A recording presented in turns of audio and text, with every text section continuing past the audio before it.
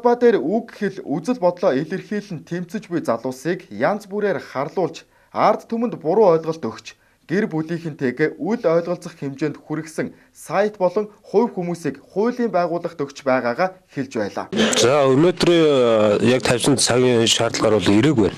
Нэг сайт ирээгүй. За бидний зүгээс бол уучлахгүйгаас гадна нийтлсэн мэдээ янз бүрийн нийтлэлтэй залруулах хийгэж нэгсэндээ шаардлага тавьсан байгаа.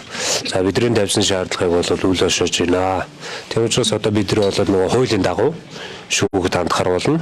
Шүүхтээ хандан за тэгээ шүүхтээ болохдор чингэлтэй дүргийн эрэг анхан шатны шүүхт одоо бид ингээд иргэний анхан шатны шүүхт одоо ингээд бид гомдол мэдүүлгээ гаргаа явнаа. Тийм шүү дээ. Энэ дээр уулан дээр хэвлэл мэдээллээр буруу өгöd байгаа сайтууд бол ирээд уучлалтаа гуйгаад ямар хэлбэрээр биднийг буруутгасан яг түншгээ ядчил ирээд уучлахгүй чадахгүй бол ядчил яг тэр байдлаараа буцаага залуулахыг хийгээд өгчгөл бид нар бол заавал нэг иргэний шүүхэд хандаад байх албагүй байхгүй юу? Ингээ уучлаад үнэн ард иргэдтэй хилээд харуулад тийм ээ цаашаа жигсаал цуглаанд ч маш их бидний талд маш их хор нөлөө байгаа байхгүй бидний буутгах гэдэг чинь. Тэгэл нэг ард түмэн чи ирэх үс ард түмэн чи биднийг одоо сүулдэ бүр хошин шогийн жүжигчд болгоцсон явж байгаа байхгүй. Тийм болохоор бид нар бол нэрээ цэвэрлүүлмээр байна.